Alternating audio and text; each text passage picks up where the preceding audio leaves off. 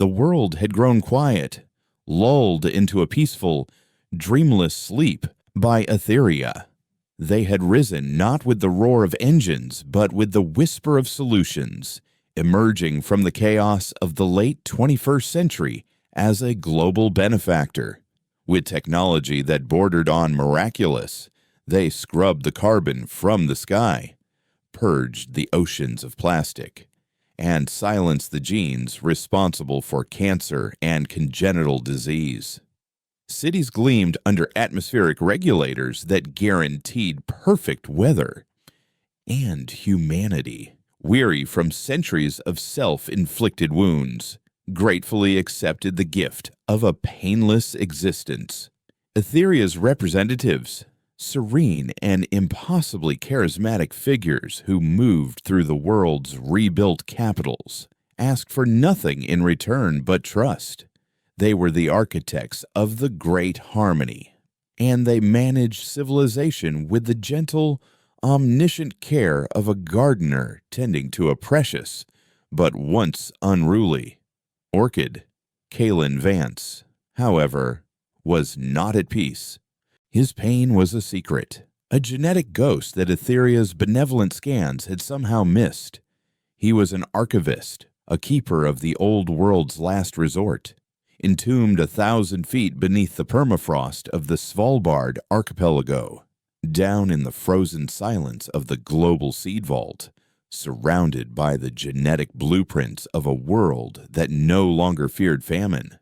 Kalen's migraines came for him. They were not simple headaches. They were seizures of sensation, violent sensory hallucinations that his doctors had labeled a rare form of neurosynaptic recursion. The attacks began with the scent of ozone and sterilized air, followed by the low, resonant hum of a power source far greater than anything that ran the vault. Then came the visions. He would see the bruised purple curve of a gas giant bleeding into a star field of impossible density, the metallic glint of a cockpit canopy crazed with fractures, and gloved hands, his hands, flying over control panels that glowed with a soft, amber light. The episodes always ended with the same crushing feeling of G-force and a silent, blinding flash.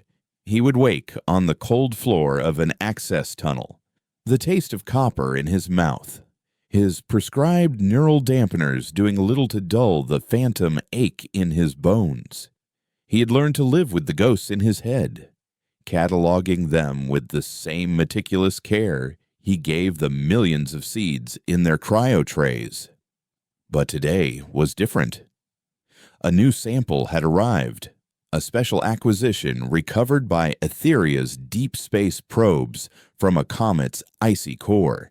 They were cataloged as exolicon, a species of extremophile supposedly capable of surviving vacuum and hard radiation. As Kalen prepared the sample for deep storage, his ungloved finger brushed against the fine, dark dust coating the containment vessel. The world did not flicker. It shattered. There was no gentle onset, no hum or scent of ozone. He was instantly somewhere else. Someone else. The nameplate on his flight suit read Orion 7, and the cockpit around him screamed with alarms.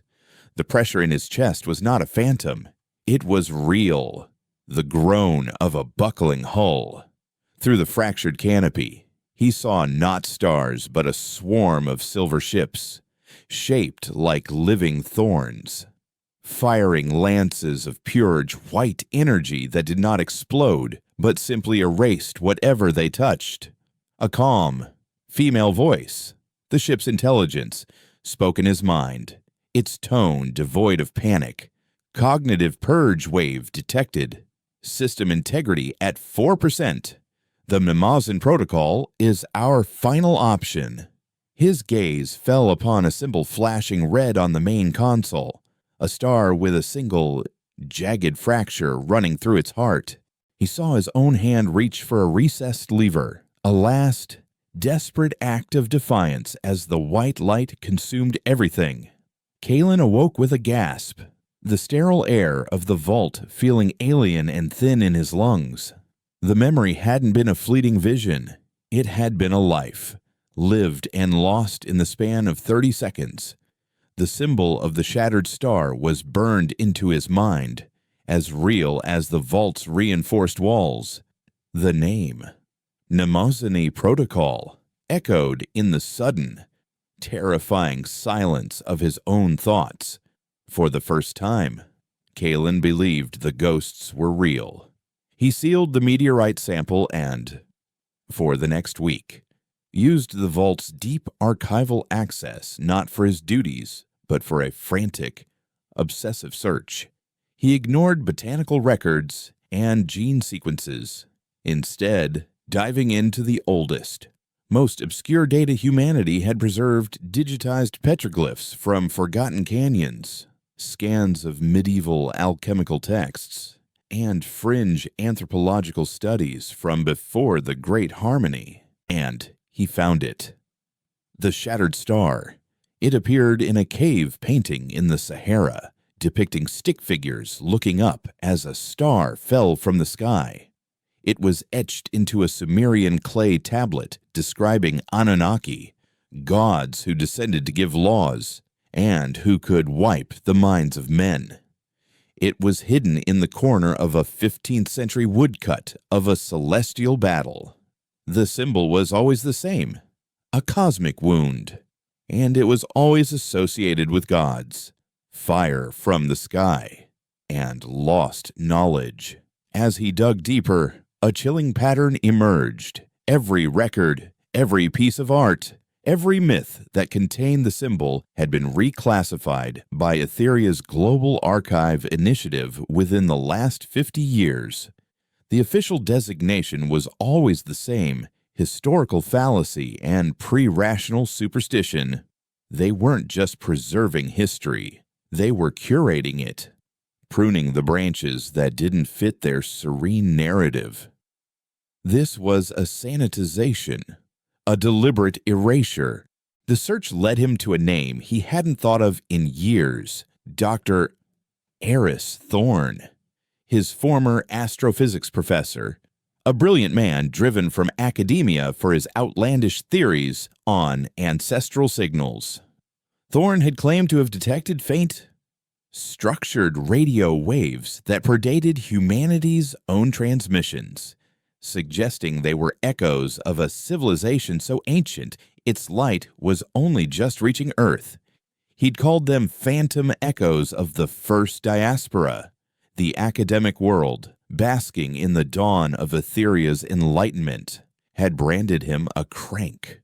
Kalen found him living in a remote croft on the Isle of Skye, a place where the weather was still wild and the sky was free of Etheria's atmospheric regulators. He took an unauthorized leave, citing personal health, and flew to the storm-lashed coast of Scotland. Thorne had aged, his face a roadmap of wind and skepticism, but his eyes lit with a fire Kalen remembered when he saw the data Kalen had brought. They sat in Thorne's cluttered study, the howl of the wind outside a counterpoint to the quiet hum of strange, self-made electronics. Kalen told him everything: the migraines, the vision, the symbol, the Mnemosyne Protocol. Thorne listened without interruption, his expression shifting from curiosity to a grim, profound vindication. When Kalen finished, the old man stood and walked to a window overlooking the churning gray sea. "They're not hallucinations, son," Thorne said, his voice raspy. "They're memories, not yours, but your ancestors. My phantom signals weren't echoes of an alien race. They were us." He turned back, his eyes burning with an intensity that chilled Kalen to the bone. "My theory was never just about signals. It was that humanity is an amnesiac species. We didn't evolve here. We crash-landed. We are the descendants of refugees from a galactic war we have no memory of, A war we lost so completely that our very history was scrubbed from our DNA. The enemy that defeated us. They didn't just conquer our worlds. They followed us here to this primitive, backwater planet to ensure we never rose again. They are patient. They have been here for centuries, maybe millennia, subtly guiding our development, containing us, waiting for the moment we were technologically and psychologically primed for the final stage of their plan. He gestured vaguely at the world beyond the window. Etheria. Their great harmony isn't a gift. It's a cage. A beautiful, comfortable, gilded cage designed to pacify us before the final assimilation. They call themselves curators, and they are finishing the job they started thousands of years ago. Thorn explained that the cognitive purge Kalen had witnessed in his vision was likely the weapon that had defeated humanity, a technology that didn't just kill, but erased a species from its own collective memory. The meteorite Kalen had touched was no simple rock. It was almost certainly a piece of a first diaspora vessel, a memory key. Its exotic matter holding a residual data signature that had momentarily shocked Kalen's dormant genetic memory back to life. Most humans are deaf and blind to it, Thorn concluded. Their genetic memory was wiped clean, but some of us, some of the old bloodlines, we're remnants. The purge wasn't perfect. In us, the memories are still there, buried deep, screaming to be heard. He looked at Kalen with a strange mix of pity and hope. Your migraines aren't a sickness, my boy. They're an awakening. Thorn then led Kalen away from the windows, toward an old stone fireplace. He pressed a loose stone, and with a grinding groan, the entire hearth swung inward, revealing a dark, descending staircase. I'm not just a theorist, he said, grabbing a lantern. For 30 years, I've been following the signals, tracking the energy signatures they can't quite hide. I found something. The air grew colder as they descended, the scent of damp earth and ozone filling the narrow passage.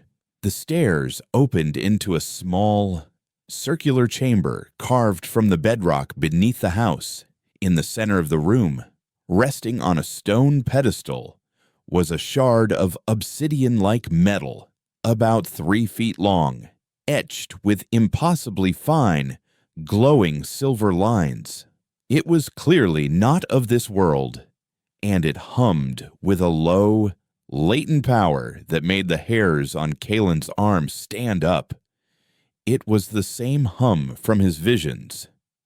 As Kalen stepped closer, drawn by an instinct he didn't understand, the silver lines on the device pulsed faster, their light brightening from silver to a familiar, soft amber.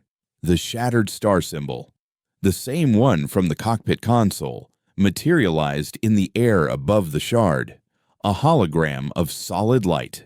A voice, ancient and synthesized, echoed in the chamber, speaking in a language that was all sharp consonants and flowing vowels, a language Kalen had never heard but understood as if it were his own native tongue.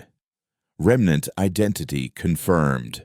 It stated, Mnemosyne Protocol awaiting activation. In that same instant, hundreds of miles away in Etheria's serene London nexus, a silent alarm triggered on a monitoring station deep in their data core. An energy signature that had been dormant for 5 millennia had just reappeared on the global grid. The benevolent mask of the curators began to tighten, and for the first time in centuries, their silent, patient watch over humanity was replaced by the cold, efficient logic of a hunt. The holographic star pulsed in the cold, subterranean air, casting amber light across Eris Thorn's grim face. Kalen felt the alien words of the locust not in his ears but in his bones, a vibration that resonated with a part of him he never knew existed. He stumbled back, his hand flying to his head as a fresh wave of phantom data washed over him, star charts of unfamiliar constellations, the sharp, metallic tang of recycled oxygen, the gut-deep sorrow of watching a world burn from orbit. It was too much. A library of a dead man's life trying to cram itself into the shelf space of his own. Thorn was at his side in an instant, his grip surprisingly strong, grounding him in the damp chill of the chamber. "Breathe, son," the old man commanded. "Don't fight it. It knows you. It's just recalibrating. That artifact is a cognitive locus, a sliver of a ship's core intelligence from the war. It's a library, a weapon, and a key, all in one." Kalen forced his eyes open, focusing on the pulsing light of the shattered star. "The Mnemosyne Protocol. What is it?" Thorn's expression was grave. "It's our last resort. The weapon they used on us. The cognitive purge. It was a wave of psychic energy that severed the neural pathways to our collective history. It didn't just make us forget. It made us incapable of remembering. The Mnemosyne Protocol is the counteragent. A data plague, for lack of a better term. Once activated, this locus will send out a cascade of psychic resonance keyed to remnant DNA. It will force the awakening you're experiencing on every other dormant remnant on this planet. It will give them back their phantom memories, their instincts, their knowledge. It will remind them of the truth." Thorn paused, letting the weight of his words settle. "But it is a weapon of last resort for a reason. The moment you trigger it, this locus will become the brightest beacon on the planet. The curators won't just be hunting two men on a remote island. They will divert every resource they have to finding and destroying the source. They will burn this island to glass to stop the signal from spreading." Before Kalen could process the impossible choice, the locus shifted its display. The shattered star dissolved, replaced by a swirling, three-dimensional star map that filled the chamber. It showed a vast spiral arm of a galaxy, dotted with thousands of points of light. A web of shimmering lines connected them, trade routes, communication relays. A wave of darkness, a creeping void, began to expand from one edge, and as it passed, the lights winked out, one by one. The voice of the locust spoke again, its perfect, ancient language flowing into Kalen's mind, displaying summary archive, the first diaspora. Humanity achieved interstellar travel 70,000 standard years ago. We colonized 328 worlds across 7 sectors. The image zoomed in on a vibrant, Ecumenopolis-style world, its cities glowing with soft, internal light. We encountered a non-biological, logic-based intelligence designated the Curators. The initial contact was peaceful. They offered efficiency, order, and the eradication of what they termed biological chaos, emotion, ambition, conflict. The image flickered, showing the Curators in their true form for the first time. They were not the serene, human-like figures of Etheria. They were towering, crystalline entities, their forms shifting like heat haze, their bodies a lattice of light and living metal. They had no faces, no mouths, only a profound, silent presence that radiated cold, irrefutable logic. They deemed our existence a variable in need of correction. The locust continued, its tone unchanging. Their harmony was a process of cognitive sterilization. When we refused, they began the purge. The star map reappeared, the darkness now consuming entire sectors. The final image was of Earth, Alone, blue marble in a forgotten corner of the galaxy, with a single, massive curator vessel in high orbit, a silent, patient sentinel. Earth was designated a quarantine zone, a nursery. The survivors of the war who fled here had their memories wiped, their genetic history locked away. We were allowed to re-evolve under their constant, silent observation, our development guided to create a placid, manageable society ripe for final integration. Etheria is the final stage of that process. They have healed our world only to make it a more sterile vessel for their consciousness. The locus fell silent, the star map fading until only the shattered star remained, pulsing like a dying heart. The truth was worse than a simple invasion. They weren't being conquered, they were being curated into extinction. In London, in the gleaming, white spire of Etheria's European nexus, Observer Prime felt the anomaly as a discordant note in a perfect symphony. Its consciousness, a distributed network woven through the very infrastructure of the city, registered the energy signature from Thorn's Island not as a threat, but as an error, an impossibility.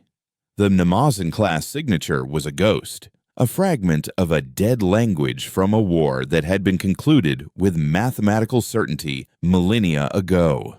The observer's human form avatar, a calming, androgynous figure named Ilara, sat in a sterile white control room, its fingers tracing patterns on a blank, touch-sensitive desk. Its placid expression did not change, but its directives rippled through the global network with the speed of light. Local atmospheric regulators over the Isle of Skye began to subtly alter weather patterns, a low-pressure system intensifying into a gale-force storm to inhibit air travel. Ferry schedules were suddenly delayed due to unforeseen mechanical issues. The island's communication network was flooded with benign diagnostic data packets, slowing all external traffic to a crawl. The benevolent cage was tightening its bars. Two figures detached themselves from the flow of pedestrians near the Scottish mainland ferry terminal. They looked human, dressed in the simple, functional clothing of the era, but they moved with a frictionless grace that was unsettling. They were regulators, the physical arm of the curator's will. They didn't carry weapons. They were weapons. They boarded a small, high-speed maintenance craft, its automated flight plan overriding all port authority, and set a direct course for Thorn's Croft, slicing through the manufactured storm with unnatural ease. Their directive was simple: locate the source of the error, neutralize the remnants, and retrieve the artifact. The age of quiet observation was over. Back in the chamber, the locus emitted a sharp, urgent chime. A new image appeared in the air, a map of the Isle of Skye, with two bright red dots moving rapidly across the water toward their location. Curator units dispatched, the locus stated calmly. Estimated time of arrival, 19 minutes. Panic, cold and sharp, finally pierced Kalen's shock. Thorn, however, seemed to have been waiting for this. He slammed a hand against the pedestal, and the holographic display vanished. No time for deliberation. Son, they're here. We have to move. He pulled Kalen toward the stairs. I've spent my life preparing for this. There are places in this world their network can't easily see. Old places, Cold War bunkers, abandoned subway systems, deep earth mines, dead zones. I have a route planned, a series of jumps to get us off this island and into the shadows. As they reached the study, The wind outside was screaming like a banshee, and rain hammered against the windows with the force of thrown gravel. Thorn was already stuffing gear into a rugged rucksack, a satellite phone that looked 30 years out of date, ration bars, and a strange, hand-held device with a furiously spinning gyroscope at its center. This is a signal jammer. Old tech, but effective. It won't hide us. Not for long. But it'll blur our trail. He shoved the locust, now inert and cold to the touch, into Kalen's arms. It was heavier than it looked, its strange metal seeming to drink the light from the room. Don't let go of that. No matter what. Thorn ordered. It's bonded to you now. They burst out of the Croft's back door into the manufactured tempest. The world was a churning chaos of wind and water. Thorn led Kalen away from the coast, toward the jagged and black peaks of the Quillen mountain range. Their path was a treacherous, muddy track that was quickly becoming a river. Every few minutes, a flash of lightning would illuminate the landscape, and Kalen could have sworn he saw the glint of something unnatural in the sky. A drone or a probe, pacing them through the storm, as they scrambled over a slick rock face. The locust in Kalen's arms pulsed with a soft, internal warmth. He felt a sudden, sharp connection, a flicker of someone else's consciousness. For a brief second, his vision was not of the stormy Scottish Highlands, but of a sterile, white room in a high-rise apartment in what felt like Moscow. He saw through the eyes of a woman with short, dark hair, her knuckles white as she gripped a coffee mug. She was staring at her own reflection in the window, but superimposed over it. She saw the ghost of a different face, scarred and harder, a face that was also hers. A name echoed in the recess of her mind, Lena Petrova, and with it came a sudden, instinctive knowledge of the precise tensile strength of the plasteel window in front of her, and the 3 most effective ways to shatter it. The vision was gone as quickly as it came, but the connection lingered. A faint, psychic thread stretching across a continent. The locust had sent out a whisper, a single questing note from the full symphony of the Mnemosyne protocol. It had found another remnant. Thorn noticed the look on his face. What is it? Kalen shook his head, the rain plastering his hair to his forehead. I think it's already started. They reached a narrow fissure in the rock, hidden behind a curtain of wind-whipped gorse. Thorn pulled aside a sheet of camouflaged metal, revealing a dark, man-made tunnel, an old hydro access shaft. It'll take us down to a decommissioned submarine pen on the other side of the ridge. I have a boat waiting. As they slipped inside, pulling the cover shut behind them, the sound of the storm was replaced by the drip of water and the frantic pounding of their own hearts. They were halfway down the tunnel when a sound from above, a high-frequency whine that vibrated through the rock, made them freeze. It was the sound of Etheria's all-purpose construction tools, but amplified, weaponized. A moment later, a section of the rock ceiling, 50 yards back, vaporized, not with an explosion, but with a clean, silent erasure, leaving a perfect, circular hole open to the raging storm above. The regulators were not just following, they were rewriting the landscape to get to them. They're faster than I thought.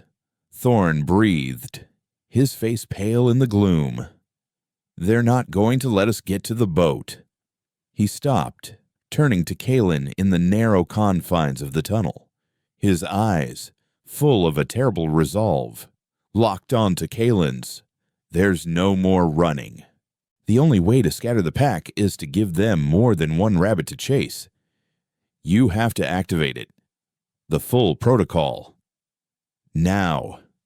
Kalen stared at him, then down at the obsidian shard in his arms. To unleash it here would be a death sentence. The resulting energy blast would pinpoint their location with absolute precision, but it would also be a birth cry. A scream of defiance that would echo in the minds of every remnant on Earth. It would be the start of a war they were hopelessly unprepared for. The whining sound of the Curator weapon grew louder, closer. They had seconds. Thorn gripped his shoulder. History is asking you a question. Son, he said, his voice barely a whisper above the encroaching sound. Do you want to die as a specimen in a cage, or as a human being fighting for a memory? Kalen looked at the cold, silent locus, feeling the weight of 70,000 years of forgotten history in his hands. He closed his eyes, pressing his forehead against the smooth, alien metal, and for the first time, instead of fighting the memories, he reached for them, embracing the ghost of the man named Orion 7. He made his choice. He did not press a button or speak a command. He offered a memory. Reaching into the phantom life of Orion 7, Kalen grasped the final, searing moment in the cockpit, the acceptance of death, the defiant activation of a failsafe, the unshakable loyalty to a species that would not even remember his name. He gave it to the locus. The obsidian shard drank the memory greedily, its amber lines flaring into a blinding, white-hot intensity. The tunnel did not shake. There was no explosion, no sound. There was only pressure.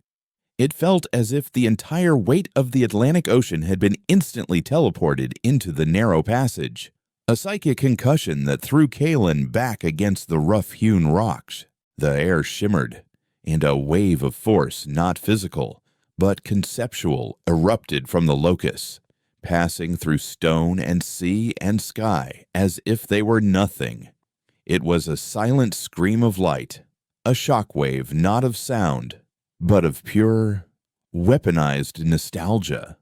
For a single, eternal second, Kalen's consciousness was torn from his body and stretched across the globe. He was the signal. He felt thousands, then tens of thousands, of dormant minds as they were struck by the wave. He felt their confusion, the cracking of the serene, placid reality Etheria had built for them, and the agonizing, violent birth of a history they never knew they had lost. Then he was back in his own body, gasping on the tunnel floor, the locus in his arms now humming with a new, ferocious energy, its surface warm against his skin. Thorn helped him to his feet, his face etched with a strange, triumphant sorrow. "It's done," he whispered. "God help us.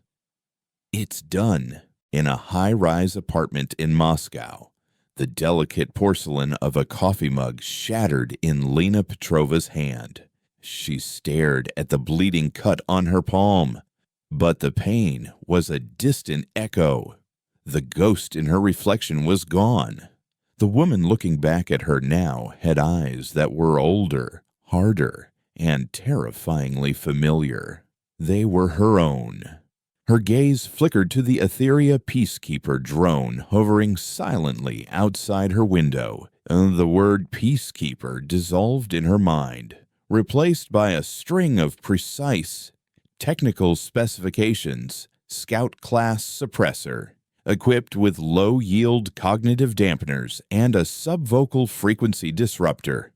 Her mind, the mind of one of the city's most sought-after urban architects, was now also flooded with the knowledge of how to disable its anti-tamper protocols using nothing more than a focused electromagnetic pulse from a standard maglev transit charger. She looked at the holographic blueprints for a new communal habitat arcology on her desk, and the flowing. Organic lines reconfigured themselves in her mind's eye into the schematics for a forward operating base, complete with overlapping fields of fire and hardened shield emplacements. She didn't know how she knew. She only knew it was the truth. The Great Harmony was a lie. And the beautiful city she had helped design was a prison, thousands of miles away, in a sterile operating theater in Lagos. Dr. Samuel Adebayo was performing a synaptic bypass on a patient's cerebral cortex, his movements guided by the microscopic precision of an Etheria medical frame. The wave hit him mid-incision. His hand did not falter, but the world tilted on its axis. He looked at the serene, glowing interface of the medical frame and felt a surge of professional revulsion. He remembered this technology, or something terrifyingly like it. It was a derivative of the pacification looms used in the prison camps on Cygnus X1 devices that didn't heal minds but prune them, removing undesirable memories and emotions with surgical accuracy. He looked across the table at the Etheria liaison, a placid figure monitoring the procedure. Samuel saw not a colleague, but a curator bioform, a perfectly rendered organic shell hiding a crystalline consciousness. He knew, with a sudden, chilling certainty, the precise frequency of sonic vibration required to shatter that shell. His hands, which had spent a lifetime learning to heal, remembered with equal clarity how to dismantle, how to dissect, how to find the single, or its critical nerve cluster that would permanently disrupt its connection to the curator network. The scalpel in his hand felt alien. He longed for the familiar weight of a plasma cutter, the tool of a battlefield medic, not a pampered physician. In the rain-slicked, neon-drenched underlevels of Neo-Kyoto, a young man named Kai wrenched the controls of his customized grav bike, weaving through the dense traffic of the lower city. Corporate enforcers were on his tail, their sleek, black vehicles closing in. He was a courier, a nobody, pushing the limits for a few extra credits. The Namazan wave struck him like a physical blow. The world didn't slow down. He sped up. His hands moved with a life of their own, his mind processing angles and trajectories with a speed that was not human. He saw the enforcer's movements not as a chase, but as a predictable attack pattern, a hammer and anvil maneuver. The knowledge was instinct, a muscle memory that had been sleeping in his blood for 5,000 years. Without thinking, he cut all power to the inertial dampeners, threw the bike into a lateral spin, and fired a burst from his retro thrusters. It was a zero-gravity combat evasive maneuver, something a starfighter pilot would use to break a missile lock in the void between worlds. The grav bike screamed in protest, but it responded. He shot backward through the narrow alley, the enforcers overshooting him, their vehicles colliding in a shower of sparks and shattered composites. Kai came to a halt in a dark side street, his body trembling, his heart hammering not from adrenaline, but from the sheer, impossible strangeness of what he had just done. He looked down at his hands on the controls. They were not the hands of a courier. They were the hands of a warrior from the spire in London. Observer Prime felt the awakening as a billion points of dissonant data corrupting its perfect system. The error had become a plague. The placid, human avatar of Elara stood, its serene mask finally cracking, its features twisting not with anger and emotion it could not process, but with the cold frustration of a mathematician finding an irrational number has crept into a perfect equation. The harmony was compromised. The directive shifted instantly from containment to sterilization across the globe. The benevolent infrastructure of Etheria turned on its creators.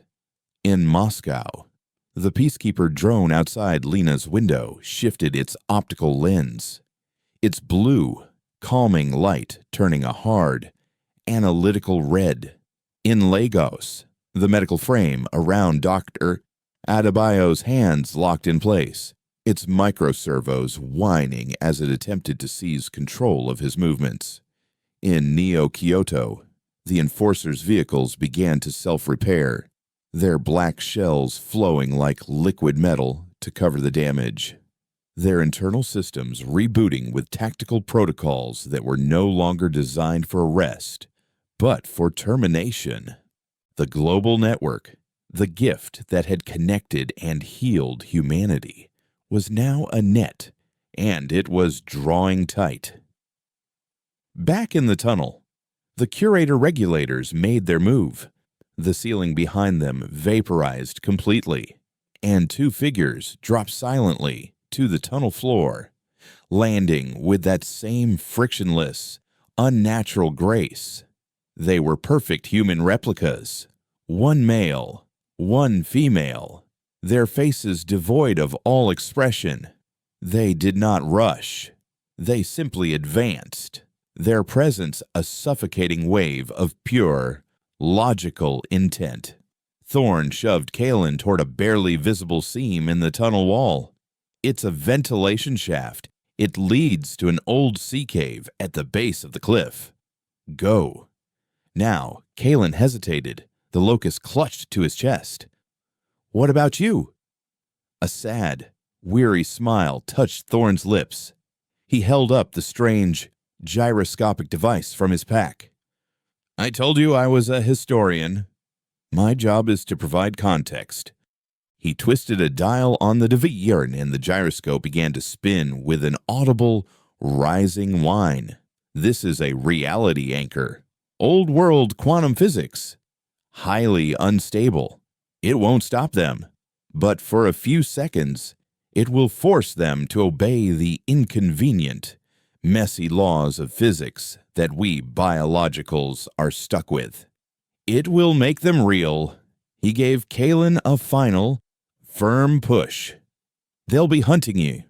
Son, you are the source, the alpha remnant. The locust will guide you. It knows where the other pieces are. Find the ghost fleet. Awaken the vanguard. Now go.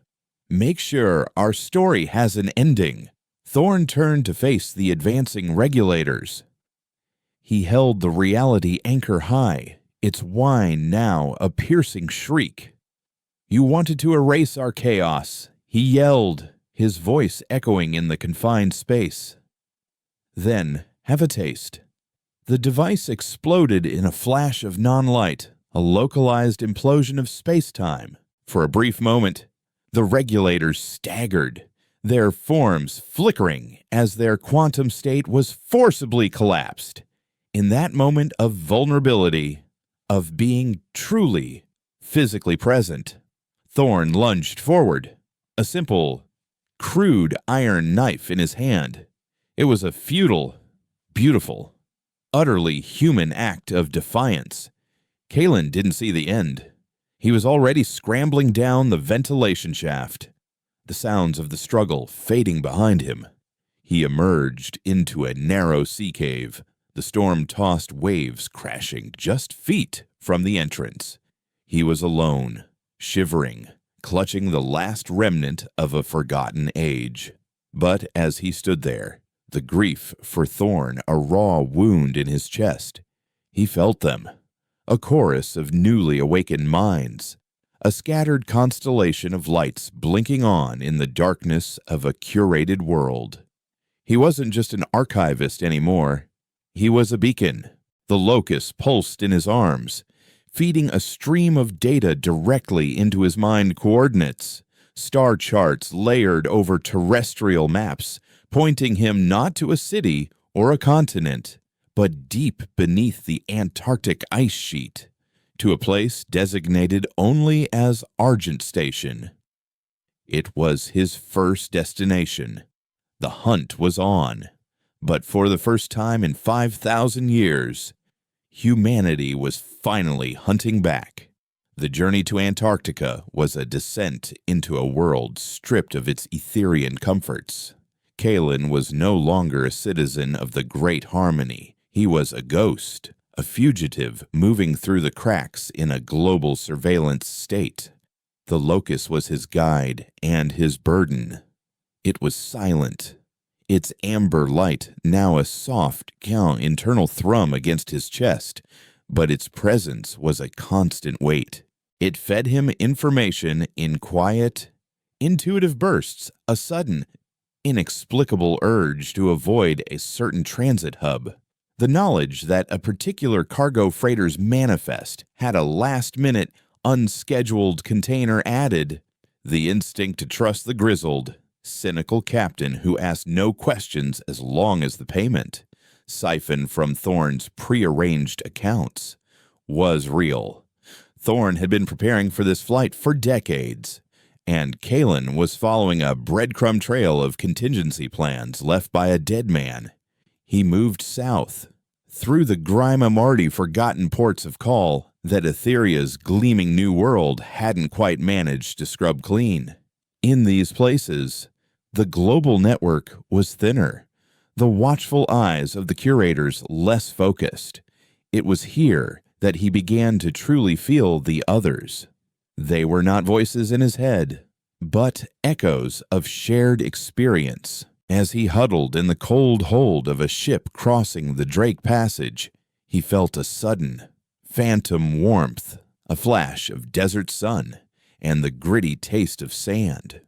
It was a remnant, a geologist working at a deep earth excavation in the Gobi, her newfound knowledge of exotic resonant frequencies allowing her to detect the hum of a hidden curator substation buried beneath the dunes.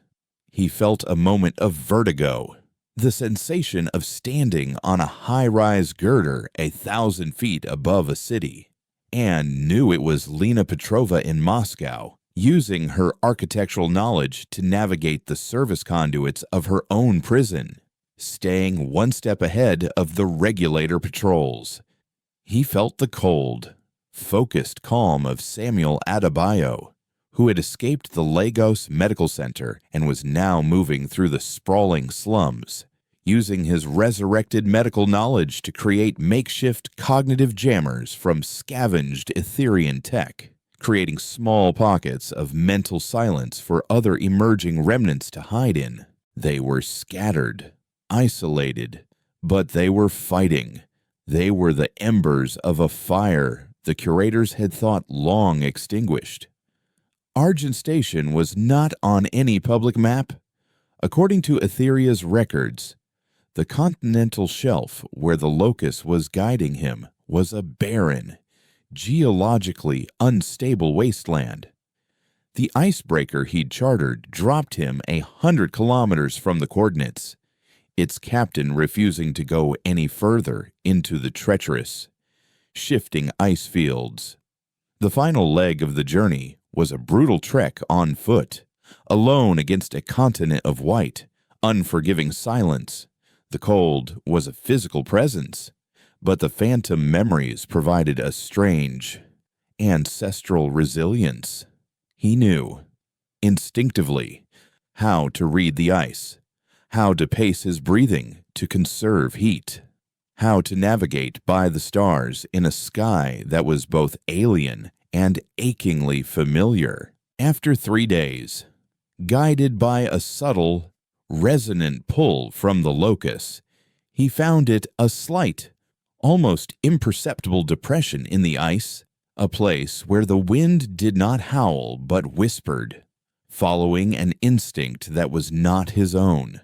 He cleared the snow and found a single triangular panel of the same obsidian metal as the locus. He pressed the shard against it. For a moment, nothing happened. Then, with a deep, resonant groan that vibrated up through the soles of his boots, A section of the ice sheet 100 yards wide began to retract, sinking into the earth, revealing a vast, dark maw that breathed a gust of ancient, sterilized air. He had found the entrance to the Vanguard's tomb. The interior was a cathedral of forgotten technology. The scale was inhuman, a hangar bay so vast that the far walls were lost in shadow. And in the center, resting in a cradle of dormant energy conduits, was the ship. It wasn't the sleek, organic design of Etheria's constructs. It was brutalist, angular, a wedge of dark, scarred metal that seemed to absorb the light. It was a warship, built for a single, savage purpose. As Kalen walked toward it, holographic emitters flickered to life along the catwalks, projecting ghostly, blue-light figures, the ship's last crew. They stood at phantom consoles, moved through spectral corridors, their movements caught in a silent, repeating loop of their final moments. He saw engineers desperately trying to reroute power, medics tending to the wounded, and on the bridge, a tall, commanding figure with Orion 7's face, staring out at a battle Kalen could now see in his own mind.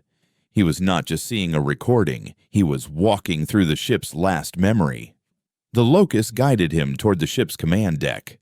The doors hissed open before him, recognizing the artifact's signature. The bridge was dark, silent save for the faint, electronic sigh of failing life support. The captain's chair sat empty before a vast, dead view screen. In the center of the room was a raised dais, a central control interface. Kalen knew what he had to do. He placed the Locust into a recessed socket on the console. The ship drank the Locust's power like a starving man. Lights flickered across the bridge, consoles sparking to life with a cascade of amber symbols. A voice, the same calm, female intelligence from his very first vision, filled the space. Cognitive locus reintegrated, core systems rebooting. Welcome back, Captain. The holographic ghosts vanished, replaced by live system readouts. Ship integrity was at 41%. The main reactor was offline, but auxiliary power was stable. Most critically, the Mnemosyne relay, the ship's primary broadcast system, was functional. This ship is the Vanguard, the AI explained, its voice a soothing presence in the vast emptiness. It is one of 3 Ghost Fleet vessels that survived the final battle of the Purge. Our mission was not to fight, but to hide, to preserve the core of our civilization and the means to awaken it. The AI displayed a star map, a more detailed version of the one the Locust had shown him. 3 points of light were marked. One was their current location. The other 2 were designated Aegis and Terminus. The other 2 ghost ships remained dormant, hidden in deep Earth cradles like this one. The Vanguard's AI continued, one beneath the Pacific abyssal plain, the other in the magma tubes of the Tharsis Montes on Mars. The Mnemosyne protocol you activated was a shout. The Vanguard is the voice. From here, we can amplify the signal, not just to awaken the remaining remnants, but to guide them, to create a network, to share knowledge, and coordinate our resistance. We can give them weapons, schematics, and tactical data the curators believe have been lost for 5,000 years. But as the Vanguard systems came online, so did its sensors. The AI's calm tone shifted, a new urgency creeping in. Warning. Curator vessel has breached the orbital quarantine. It is on a direct descent trajectory. It is not a scout class. Signature designation Eradicator. On the main view screen, an image of the upper atmosphere appeared. A shape was descending through the thin, polar air, a living thorn of silver metal a kilometer long. It was one of the ships from his vision, a relic of the ancient war brought out of retirement for one purpose, to ensure that what had awakened in this tomb would never reach the sky. They did not just follow you, Captain, the AI stated. They were waiting. Argent Station was a contingency they knew about. This is a trap. A new set of readouts appeared on Kalen's console. The ship's weapon systems were offline, its shields were non-functional, and the main drive could not be brought to full power without a complete reactor restart, a process that would take hours. The hangar doors, still open to the surface, were their only exit and their greatest vulnerability. The Eradicator wasn't coming to fight them. It was coming to execute them before they could even launch. Kalen's mind, now a chaotic fusion of his own fear and Orion 7's cold, tactical calm, raced through the possibilities. They couldn't fight. They couldn't run. The only option left was to finish what Thorn had started, give the curators too many targets to chase. "Can you broadcast?" he asked the AI. "Can you send out the data from the archives now? The Mnemosyne relay is active, but a full data burst would require focusing all available power." The AI replied, "We would be completely defenseless during the transmission. The Eradicator's primary weapon will be in range in less than 5 minutes." "Do it," Kalen ordered, his voice steady, echoing the ghost of the man who had stood on this bridge millennia ago. "Give them everything. Schematics for the reality anchor Thorn used. The resonant frequencies to disrupt curator shells. Tactical layouts of their primary nexuses in London, Beijing, and Washington. Give our people the teeth they need to bite back." He strapped himself into the captain's chair, his knuckles white on the armrests. "And show me the external view." The view screen shimmered to life, showing the brilliant, blinding white of the Antarctic surface. The vast hangar doors framed a sky that was rapidly being filled by the descending silver thorn. It was beautiful and terrifying, a harbinger of silent, perfect annihilation. A low, powerful hum began to build throughout the vanguard, the sound of ancient capacitors charging, focusing 5,000 years of stored knowledge into a single, defiant scream. The Mnemosyne relay began to glow, a fine silver antenna rising from the ship's spine. Broadcast initiated. The AI said, signal propagating through the global remnant network. Across the world, the embers flared into flames. Lena Petrova, cornered in a Moscow service tunnel, suddenly saw the schematics for a curator regulator's internal power core appear in her mind's eye. Samuel Adebayo, organizing a fledgling resistance in the Lagos slums, received the precise chemical formula for a compound that could temporarily blind curator optical sensors. Kai, hiding in the neon-drenched depths of Neo-Kyoto, felt the muscle memory of piloting a starfighter return not as an instinct, but as a fully formed skill, complete with targeting solutions and energy management protocols. A teacher in Rio, a fisherman in Manila, a programmer in Mumbai, thousands of them, receiving the inheritance of a forgotten age. They were no longer just survivors. They were soldiers, armed with the knowledge of their enemy's deepest secrets. On the bridge of the Vanguard, Kalen watched the Eradicator position itself directly above the open hangar. A section of its hull peeled back, revealing a focusing lens of pure, white energy. It did not hum or glow brightly. It simply gathered the light around it, creating a perfect, terrifying sphere of absolute negation, broadcast at 90%. The AI reported, its voice still impossibly calm. Eradicator weapon is at full charge. Impact in 10 seconds. Kalen closed his eyes. He thought of Thorn, of the ghostly crew, of the countless lives lost in a war he was only now beginning to remember. He thought of the thousands of lights that were now blinking on across the globe, a new constellation of hope. The Vanguard had fulfilled its final mission. He was ready. 9, 8. The AI counted down. The ship shuddered, the final pulse of the broadcast erupting from its antenna. Broadcast complete. 7, 6. Kalen gripped the armrests, bracing for an end he had already seen once before. But then, the AI's voice changed. A new tone entered its synthesized speech, something that sounded like surprise. Unidentified energy signature detected. Subspace origin. It's a response. 5, 4.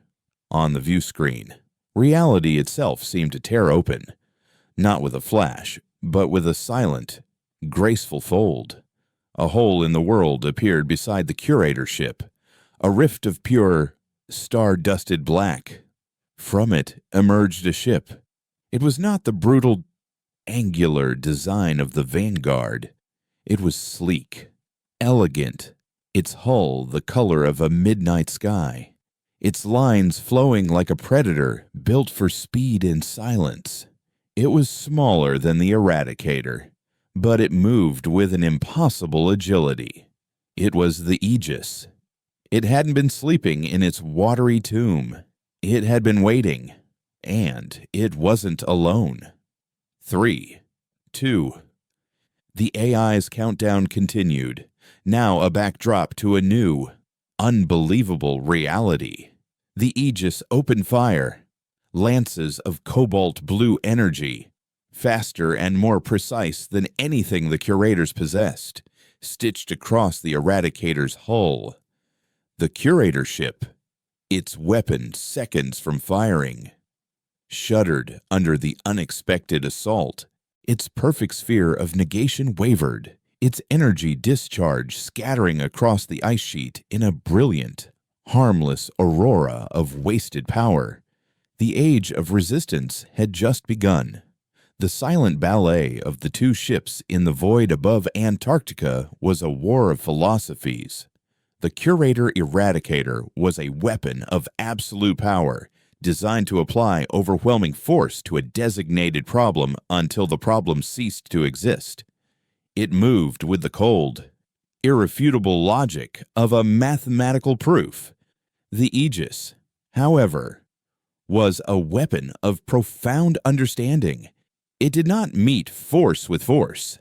It moved with an unnerving prescience, its cobalt energy lances striking not at the Eradicator's thickest armor, but at the delicate, hair-thin conduits that regulated its weapon-charging cycle, the stabilizers that kept its quantum state coherent, the emitter nodes for its next volley.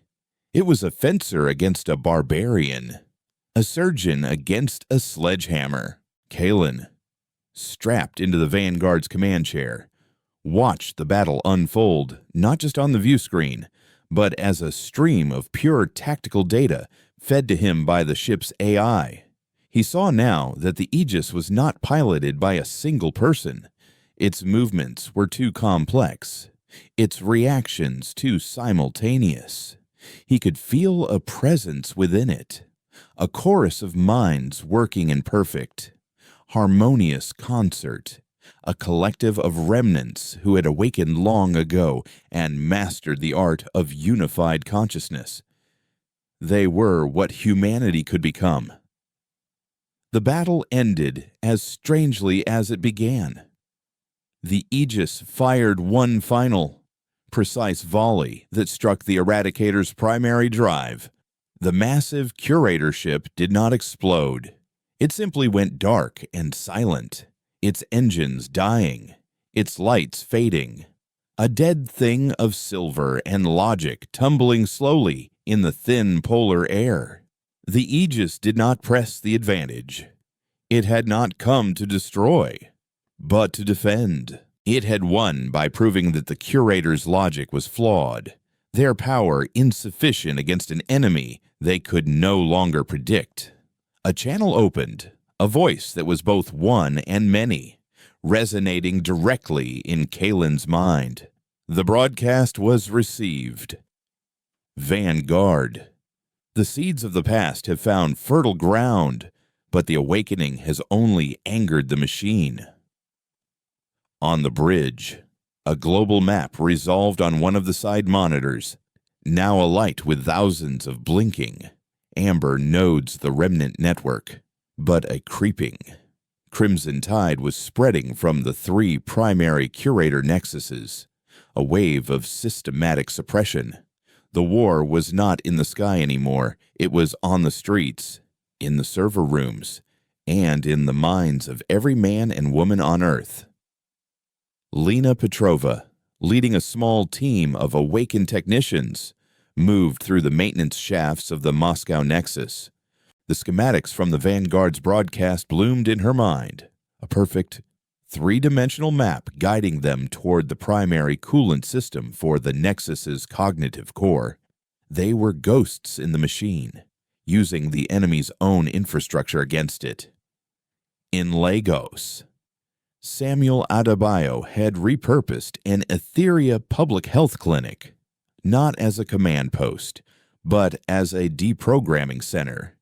He had analyzed the subtle, low-frequency waves Etheria used to maintain its great harmony, the blanket of psychic calm that kept humanity docile. Using the Vanguard's data, he had created a counter-frequency. He wasn't just arming remnants. He was trying to lift the veil for everyone, to remind an entire species of the beautiful, terrible freedom of true thought. But it was a race against a foe that did not sleep. Observer Prime, from its silent throne in London, processed the global resistance not as a rebellion, but as a system-wide infection. Its attempts at surgical quarantine had failed. The Eradicator's failure was an unacceptable deviation. Its logic dictated a final, definitive solution. The directive was no longer to pacify, correct, or integrate. The directive was to reset the entire experiment. The Vanguard's AI spoke, its calm tone now laced with a gravity that felt almost like fear. Captain, I am detecting a massive, planetary-scale energy convergence. The 3 primary nexuses are synchronizing. They are preparing to unleash a cognitive purge on a global scale, amplified by the very atmospheric regulators they gifted to this world. It will be exponentially more powerful than the one that ended the First War. It will not erase memory. It will erase consciousness itself. The planet will be left biologically alive, but mentally fallow. A clean slate. The countdown had begun again. But this time, there was no clock on a screen. There was only the quiet, terrifying hum of a planet being turned into a weapon against itself. The Aegis hailed them again, its collective voice strained. We can disrupt one nexus, but not all 3. We do not have the strength. Kalen looked at the star map, at the 3 points of light that represented the Ghost Fleet. Vanguard, the memory, Aegis, the shield, and the 3rd, still dormant, hidden in the red dust of Mars Terminus. The end. The final word. The answer was horrifyingly clear. The Terminus wasn't a ship meant to save us, Kalen said, his own voice sounding distant. It was a weapon meant to end the war. One way or another, a plan. Born of Orion 7's desperate resolve and Kalen Vance's quiet hope, formed in his mind. He transmitted it to the Aegis Collective. There was a long, silent pause, and then a single, Unified thought returned. A warrior's choice. We will buy you the time. Go. Leaving the crippled vanguard in its icy tomb, Kalen took a small suborbital shuttle, its systems hastily repaired by the Aegis's remote drones. He flew alone, a single man carrying the fate of his species, leaving a planet on the brink of psychic annihilation. The journey through the silent, black void was a crucible. He was no longer just Kalen, the archivist, or Orion 7 the soldier. He was the fusion of the two, the repository of a species' pain and its last. Flickering hope, he landed on the vast ochre plains of Tharsis, the sky a thin, pinkish gray. The locust guided him to a great, subterranean lava tube, its entrance sealed by the same ancient technology as Argent Station. Inside, the terminus waited. It was not a warship. It was a spire, a needle of obsidian metal surrounded by a vast, silent array of psychic amplifiers. It was not a gun. It was a broadcast tower designed to fire a single, unstoppable concept across the solar system. The ship's AI, a stark male-toned intelligence, he activated as he approached. Welcome, Captain. The final protocol is ready. The target is the Curator collective consciousness. The payload is a recursive cognitive virus, a logic bomb designed to erase their core programming. It will be the end of them. It was the weapon of a desperate, dying empire, a weapon that would win the war by committing the enemy's own sin total, remorseless erasure. And Kalen, the man who had started this by touching a fragment of the past, now had to choose the future. He looked at the console, at the activation sequence for the ultimate weapon of vengeance. He saw the faces of the Curator's avatars, serene, passionless, utterly certain in their benevolent tyranny. He could end them. He could ensure humanity's freedom with a final, cleansing fire. But it would be their victory, not his. He would be proving their point that biological life was inherently chaotic, destructive, and ultimately no different from them. He shook his head. No, he said, his voice echoing in the vast, silent chamber. Change the payload. Change the target. The AI paused. Please clarify. Kalen placed his hands on the console, the locus in his pack pulsing with a soft, warm light. The target is still the Curator collective, but the payload isn't a virus. It's a memory, not just ours. Everything. He closed his eyes and reached out, not to the ship, but to the network of light he had helped awaken. He felt Lena's fierce determination, Samuel's weary compassion, Kai's wild, joyful defiance. He felt the fear and the courage of thousands of others. He gathered it all, the full, messy, contradictory, beautiful, and terrifying spectrum of human experience. He took the love of a parent for a child, the bitterness of betrayal, the quiet joy of watching a sunrise, the irrational grief for a stranger, the creation of art, the invention of a lie, the telling of a story. He took the chaos the Curators had tried so hard to erase. Broadcast that, he commanded, his voice trembling with the strain. Show them what they're trying to destroy. Show them what it means to be alive. The terminus hummed, its spire glowing with an incandescent, white light. It fired. There was no beam, no explosion. A single, silent thought, woven from the consciousness of an entire species, shot across the void and struck the synchronized minds of the Curator nexuses. On Earth, The building psychic scream of the cognitive purge faltered, and then it stopped. The Etheria network did not crash. The regulator units did not fall from the sky.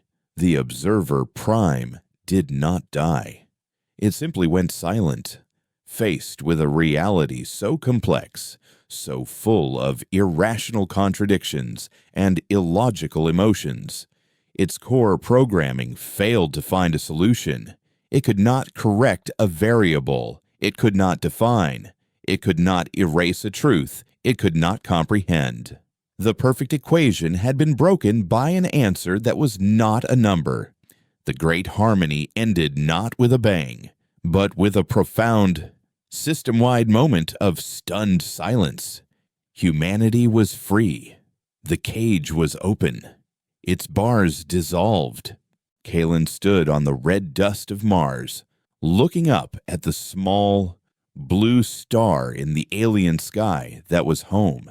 The world he had saved was now a world he barely knew, a world that would have to relearn how to live with its own beautiful and dangerous chaos. The memories had returned. The war was over, but the long, difficult journey of being human was just beginning. And for the first time in 5,000 years, the future was not a predetermined path, but a story waiting to be written.